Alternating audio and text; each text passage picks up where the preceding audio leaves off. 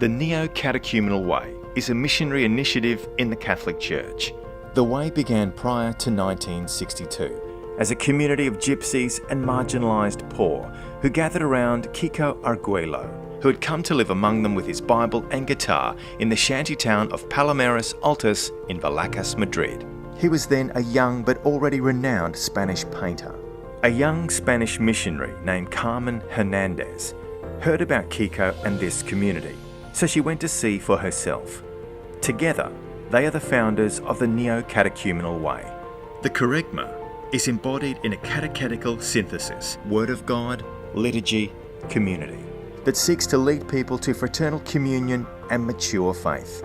This maturing of the faith results in people who enthusiastically bring the joy and hope of Christianity into their daily lives. In 2008, Pope Benedict XVI approved the Neo-Catechumenal Way ministry as a post-baptismal catechumenate at the service of the diocese and parishes. Today, the Way is in over 100 countries. It has more than 100 seminaries and some 40,000 communities in more than 6,000 parishes.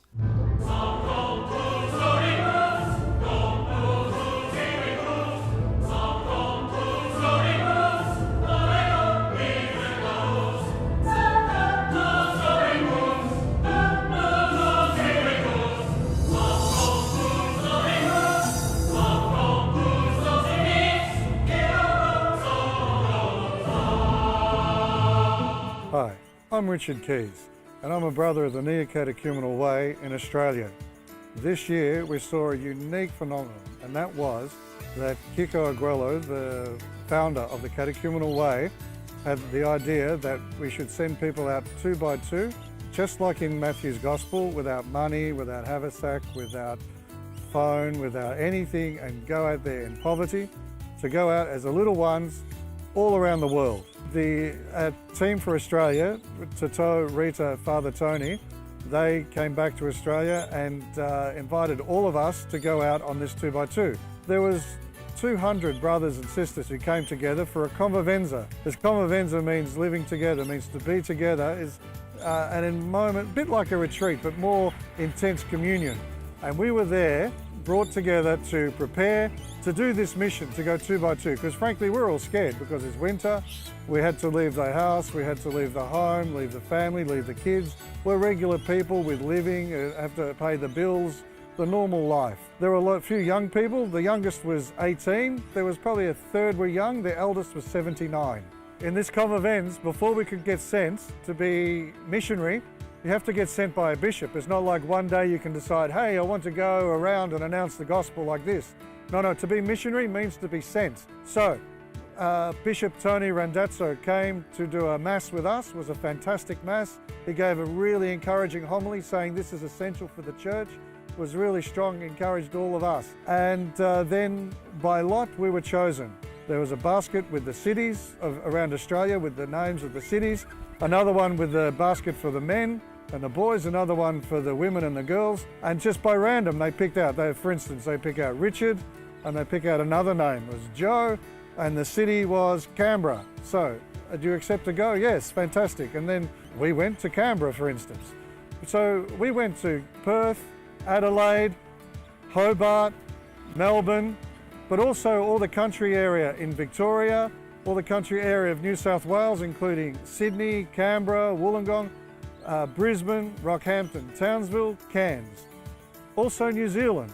The reason we go in poverty without anything is so that the people are free to refuse us. We come like the little ones, like the last ones in the gospel. The ones where, with no authority, we don't come with credentials. I had no ID on me, no mobile phone. I come to announce the gospel. Like this, we go out, very free so that people can accept, and it was amazing. The people accepted us. Some people gave us their car, some people let us live in their house, some people took us to restaurants, all range of experience. Other people slept out. I spent 2 nights in a homeless shelter. Now we'll hear the stories, rather than just my story, we'll hear the stories of several people, young, old, a priest, other people who've gone out and done this experience 2 by 2, and you'll get to see this miracle of Christ in us reaching out to people. It was an extraordinary moment. I hope it helps you in your life, in your faith journey. So let us hear what we have to say.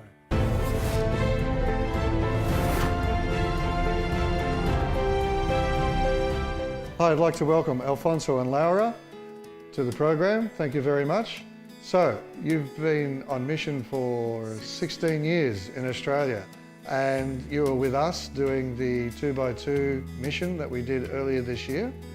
Okay, and where did you go, Alfonso? There was 6 of us, so 3 teams of 2 male.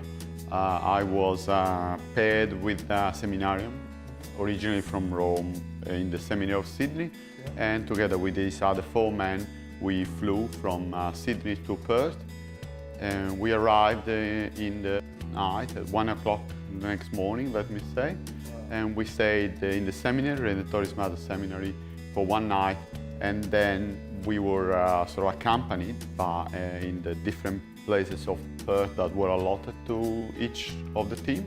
And so I stayed with this seminarian for the remainder of this mission. Of the mission for this week or so. Yeah.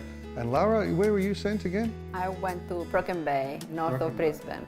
North of Sydney. I was going to say north of Sydney. Okay, north of Sydney, yeah. Okay, so, and we started in Sydney, so you started off pretty quick after the convivenza. After the convivenza, we slept 1 night in a house that we knew, and then the day after we've been accompanied to the different places. So we were, I think, 4 teams in my area, in Broken Bay, so it's quite a big area. And who was your partner? It's Vico, that is a mission family from Adelaide, actually originally from Spain. And now, okay. So you 2 did Broken Bay, the diocese there in the north of Sydney, and you're in Perth, either side of the country. Yeah. Like this. So you were saying you started at this place, you did the blessing, and then you... Yes, correct. You're right. In fact, I forgot that.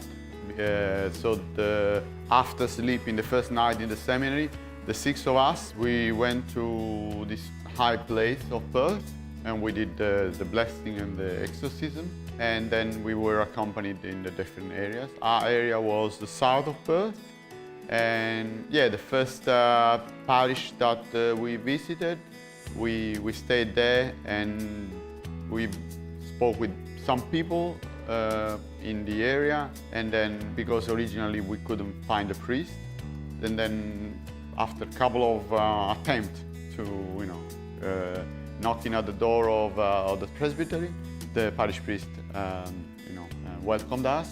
We explained what we were doing, and he was very impressed, and he said that we could stay there as long as we wanted, and that's what we did. The next morning we went to also another parish where there was one of the parishioners gave us the possibility to use one of his 2 cars. And so our area that we had to visit was very huge, so we took advantage of the providence that God lavished on us in a way with this car. So every morning we would establish an itinerary to try to visit as many parishes as possible. God provided, maybe knowing my lack of resilience in a way in sufferings, and I was so afraid of sleeping outside of the cold, but we didn't suffer that much. Every night we would come back to this presbytery, we would dine with the parish priests. A couple of nights I cooked for him, as a sign of communion. And, it was very good. And you, Laura, you're here in the north of Sydney, and what was your experience?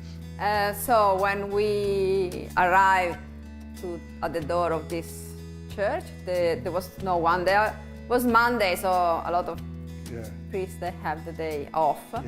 And so we went around, we knocked at the door, and no one really welcomed us. Some of them let us So door. you went around, you went to houses as well? Yeah, houses, door knocking and announcing the good news. As I said, no one really was so keen in listening to our experience. Then maybe around 4 o'clock, we went back to the parish priest, and he was there, but he was not able to help us. So we just left the church, and we went back a little bit knocking at the door, and when it was 6 o'clock, so it was already dark, we knew that no one was going to give us hospitality. And so we started to look for places where to spend the night. Also, we tried to cover ourselves because we had just the clothes that we were wearing, and that's it. No money, no phone, nothing. So we found a map of the area, and we knew that there was like a private hospital very close. So we said, oh, let's go there in the waiting area, in the waiting room, no? Maybe we can spend the night there. And so we stayed there very quiet, try not to attract attention. And but at 10:30 they closed the hospital. We asked if we could stay there, but for health and safety reasons they couldn't. And so we went outside. It was really cold. Thank God it was not raining. It was really cold, so we tried to find a place that could be also safe, because you never know. And we just sat there, tried to keep warm. So what place did you find? It was close to this hospital. It was like an inner space between this hospital and another building. So it was like a corner. It was not cover, but we felt it was safe. And we tried to survive the night. So we prayed. So we did the evening prayer, and then we start to say, okay, let's try and sleep. And then we couldn't. I was going to ask if you could sleep because you're outside, it's cold, you feel vulnerable, and there's a light, so you couldn't sleep. So we couldn't sleep, then we said at the prayer, we start to read the Bible. Then at a certain point it was so cold that we hugged each other, tried to keep it warm, encourage each other, and I was like, come on, it's gonna pass, it's gonna pass. And we were looking at the watch every now and then. Anyway, when it was 5 o'clock, we just said, okay, let's go. And we went to a cafe, and we asked if we could stay inside. And we explained that we were missionary going around, give the good news, and we gave the good news to them. They were quite happy, and they offered us a big cup of tea, very warm, and that was fantastic. I think it was the best cup of tea of my life. And the day after, we had to go to another place in this area to meet the bishop. And so we went there, and the only thing that we had was a card with maybe $20 inside for the public transport. Was but with $20, and then that's it. When that was finished, we're finished. And because this area is like different little towns, one close to each other, so it's not like a big city. So we are already a little bit outside of Sydney. So there are this little city. Then to go to the other one, you have the train or the bus, or you have to walk. And so we visited the bishop. It was very good. And then we visited a parish priest that was close to the bishop, and this parish priest was very happy. He was invited us in, gave us food. Finally, we could eat a little bit. And so, and that night we slept in the house of a parishioner. He gave us, so the parish priest gave us dinner, and we spoke a lot. This parish priest was really happy. He had really a good, very enthusiastic. Was very enthusiastic with what we were doing. Really had a very good spirit. And he organizes for us, because also it's true that it's difficult to host two girls, not two women, to give hospitality not for a priest. So he organized for us a house to stay there. But he said, look, it can be only for one night. And we said, look, don't worry, God will provide something else. And so we slept there, and the day after there was the maid. They came to clean the house, and I was speaking with her, and she said, oh, where are you going to sleep? And I said, oh, we don't know, God will provide. And this lady said, you can come and sleep at our place. And I said, oh, thank you. So she gave us the address. So we went around, we visited another priest that he was not that interested in what we were doing. He was busy. And we did a blessing. So in every little town that we went, we did a blessing. So we tried. Thank God the day were beautiful. During the day was fantastic. The sun was beautiful. And so went around, give the blessing. Then we knocked at the door. We also went to speak with the United Church. There was the minister there. Was really happy. And so then we spent the day door knocking and going around, and also knowing the other person, because I didn't know Vigo at all. In a sense, I knew her, but I didn't know her. So it was good to spend time and to tell each other the experience. But then the night came, and we arrived to the house of this lady, and we knocked at the door, and at the end she said, "Look, I cannot host you. I cannot have you anymore, give you any hospitality anymore." Wow. And we said, "Okay." I think we What had time to is sleep. this? I think it was 7:30. 7:30. So it's completely black. 'Cause yeah, it's winter. it was completely black. Was completely still already cold. Yeah. Anyway, we asked her if we could sleep outside her house. Yeah. It was for her was a bit embarrassing because of course it's not. And we said, look, it's better here. There were two comfortable chairs, and then in the street. Yeah. We are happy like You're this. a bit safer there. Yeah, safer. Anyway, at the end she gave us also blankets. It was Okay. cold, but less cold than the first night. So we slept there, more or less, a little bit You managed to better fall asleep? than. Not really. Not really, yeah. Also, there is no toilet, nothing. Nothing, yeah. We didn't have anything to eat that day, nothing, because no one gave us anything. So that was the third day.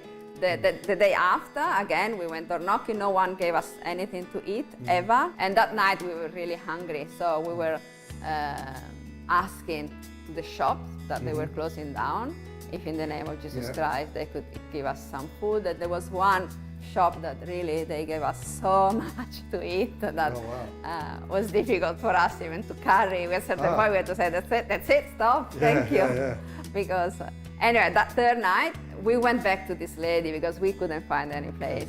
I said, please, can we sleep outside again? She was not that happy, but she gave us again because I can understand that it's a bit embarrassing to have someone sleeping outside. And she gave us the blanket again. So again, it was another night outside, and we had something to eat, so that was good.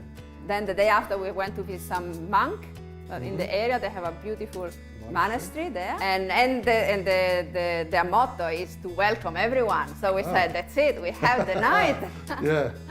And we can sleep in a bed finally. So we went there, we spoke with the monk. They were very nice. We had a fantastic, they offered us tea with biscuit, and we had a fantastic meeting there. But then this monk said, oh, do you want to spend the night here? We said, well, we're happy to do that. But then he came back and said, sorry, I'm really sorry, but there is no room tonight because it was Friday night. So there was some meeting, so all the rooms were full. So he said, sorry, where are you going to sleep? He was saying, we don't know.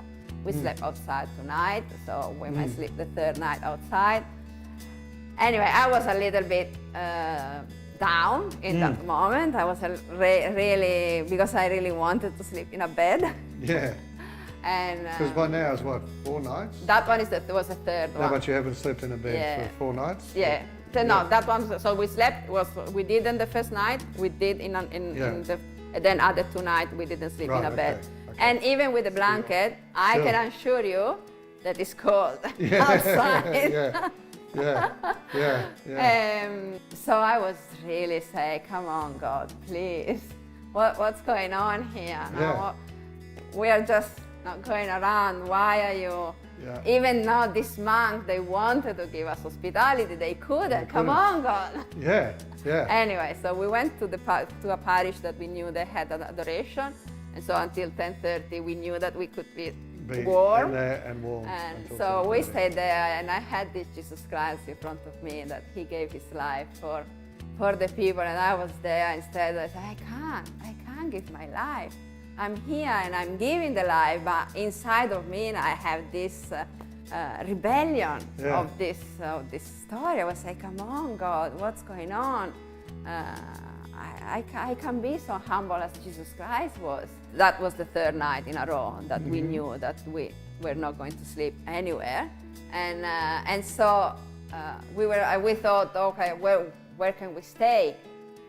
Let's go to the hospital and to the waiting room there. Now that was a public hospital, in the emergency room. I said, they could let us stay in, or we can pretend that we are sick. Something. And so we were walking, and while we were walking, we saw there was a building site. Yeah. And my companion said, "Oh, let's go and see if they can let us stay in the office there. They might work all night. We might stay in the office that is warm, is safe." And so we went, and there was these 3 young men that they were coming out from there. So we asked, so we explained, we're missionaries, we are going around with no money, with nothing, no phone, nothing, announcing the good news. We have to spend the night, can we spend it there? I said, sorry, but we are closing. And one of them, I said, but there are plenty of hotels. I said, yes, but we have no money. And so this young man at a certain point said, I'm gonna pay the hotel for you. And we were just like, oh my God, it was fantastic. There was a friend of him that it was there shocking, said, are you really gonna pay the hotel for them? And he said, what, am I gonna let them live on the street? Yeah. I'm gonna pay a hotel for them. Yeah. And he did.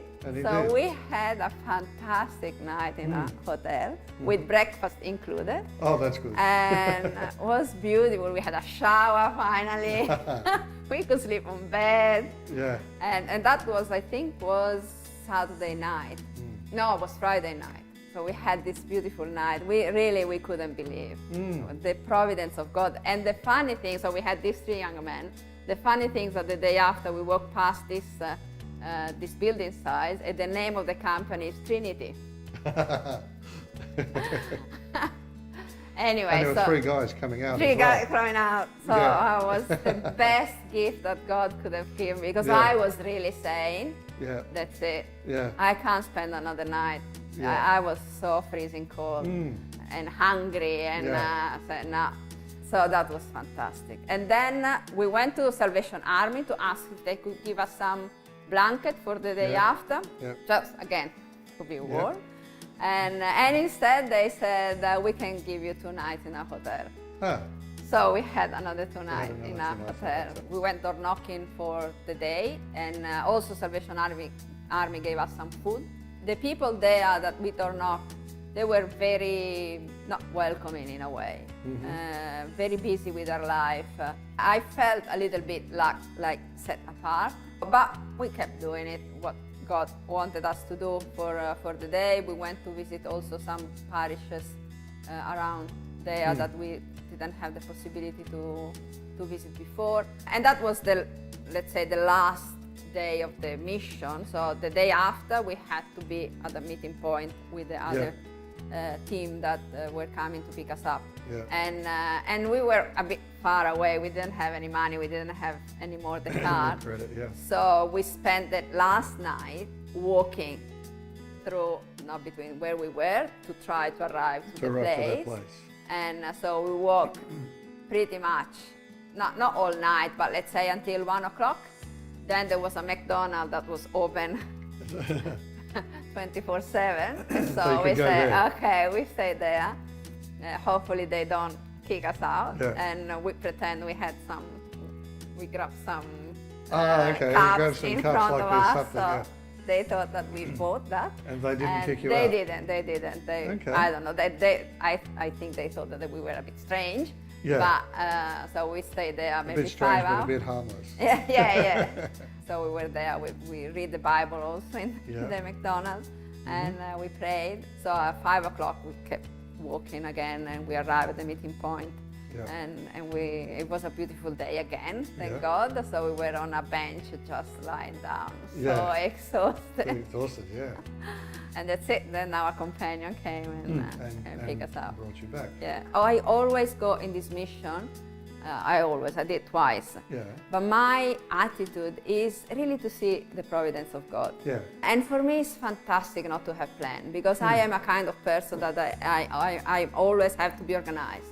Everything has to be under my control. When I am in this mission, I'm so happy to just let it go. And God will provide. And somehow, sometimes He didn't provide exactly what I wanted, but He always provides something. And for me, it's beautiful, it's fantastic. And also I saw that the people that couldn't give us hospitality, but they knew that we needed, they were touched anyway by the fact that we were, in a way, not asking, not demanding. And that was a question mark for them. And so we had a couple of people that they said at the end, when we went back to the meeting point, we saw a few people that we met in the beginning. I really wanted to have you at my place, but I couldn't. So they were in a way sorry that we had to spend a few nights out. But I think that's been an experience for them also to meet the little one. And, exactly, to meet the little one, the one easily refused. Yeah. All right, so thank you, Alfonso. Thank you, Laura, for being with us. Thank you. Thank you for this. So how was that with Alfonso and Laura? This family, this married couple, go around Australia, and also their 2 sons to go to different places as well. Why do they do this? Because it seems irresponsible, but you know what? This family have a secret. And the secret is that they know that life comes from God, that Christ is continually saving their marriage all the time and helping their kids to grow up to be adults in faith. So this is what makes them think that they can do this and go around everywhere. In fact, we're going to meet one of their sons in a later episode, Alessandro. Thank you for watching. See you next time.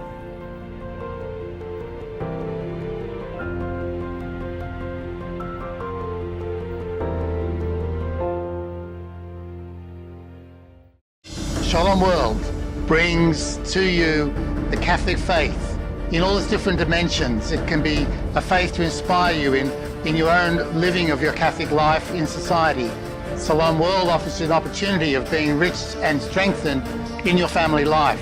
We live in a culture that needs to have a Catholic presence. We live in a culture that needs to be evangelized by the presence of Catholic teaching and the inspiration to live according to our Catholic way of life. I recommend to you to be involved in the work of Shalom World. May the Lord bless you and bless the work of Shalom World. In the name of the Father, and of the Son, and of the Holy Spirit. Amen. Shalom World, God's own channel.